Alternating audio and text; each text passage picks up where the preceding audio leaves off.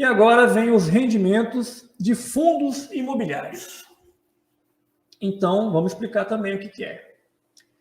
Quando o investidor adquire cotas de fundo de investimento imobiliário, ele se torna sócio dos imóveis em que o fundo investe, recebendo como lucro os valores dos aluguéis. Então, você é sócio daqueles imóveis que aquele fundo comprou, né?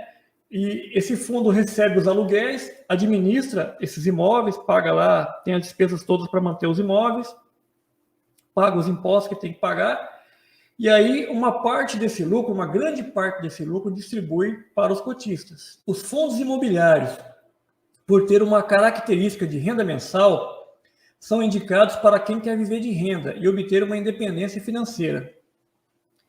Eu conheço muita gente que está pensando nisso, está comprando cotas de fundo imobiliário para todo mês receber um dinheirinho.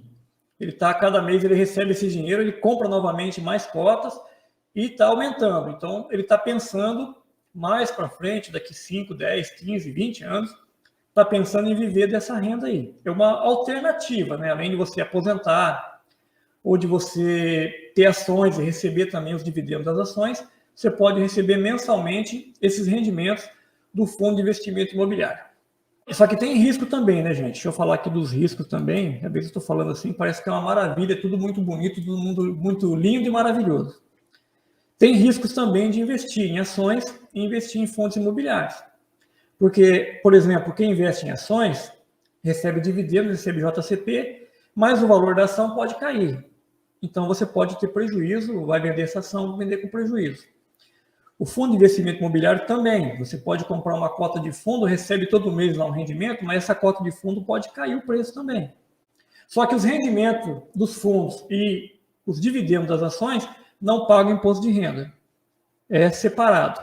Rendimento não entra no cálculo do ganho ou prejuízo, tanto do fundo como das ações. O rendimento é separado.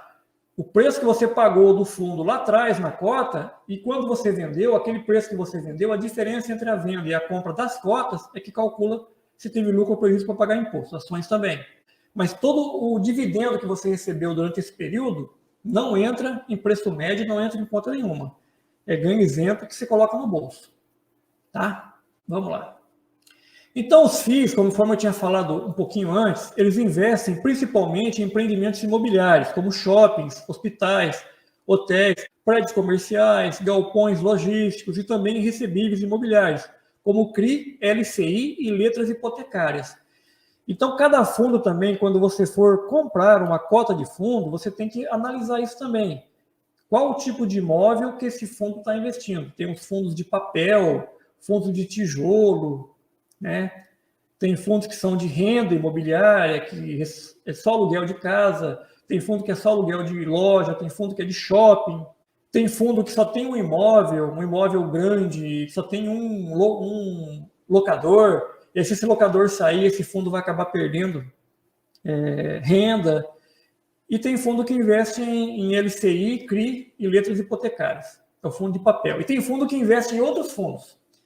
Então, aí, conforme o tipo de investimento do fundo, vai ser o tipo de lucro que ele vai ter, o tipo de rendimento que ele vai pagar. E você tem que analisar isso antes de comprar cada fundo. Então, precisa entender do assunto também, precisa estudar um pouco. Continuando, gente, vamos lá. Esse detalhe é importante também. Alguns acham que é bom e outros não. Ó. Os fundos devem distribuir aos seus cotistas, no mínimo, 95% do lucro auferido pelo regime de caixa a cada semestre. Então, num semestre, tudo que entrou de dinheiro, eles fazem um fechamento e vê quanto teve de lucro. E 95% desse lucro, os fundos distribuem aos cotistas. Então, tem fundo que distribui mensalmente e tem fundo que distribui um valor mínimo e, no final do semestre, distribui o restante do lucro. Tá? Então, os valores a serem pagos são informados mensalmente na database. Então, cada fundo também tem uma database, né? Tem a Datacom, em que você tem que ter a cota daquele fundo naquela data, e alguns dias depois, o fundo faz o pagamento. Então, tem fundos que a Datacom é dia 30, aí no dia 15 do mês seguinte, eles fazem o pagamento dos rendimentos. Tem fundo que é dia 7, paga no dia 20. Tem fundo que é no dia 15, paga no dia 25. Dentro do mês, cada fundo tem a sua data base e tem o dia que faz o pagamento. Os rendimentos de fundos são isentos de imposto de renda, mas devem ser informados na declaração anual do imposto de renda. Tá? Também são rendimentos isentos, tem lá um código lá em rendimentos isentos não tributáveis, código 26, que é o código outros, que não tem um código específico ainda, pode ser que a Receita crie um código específico para fundos, por exemplo, os dividendos tem um código 9 que são dividendos. E o 26 é outros, aí nesse outro você vai informar lá o CNPJ do administrador do fundo, o total que recebeu no ano e também vai colocar lá na descrição que são rendimentos de fundo de investimento imobiliário. Tá?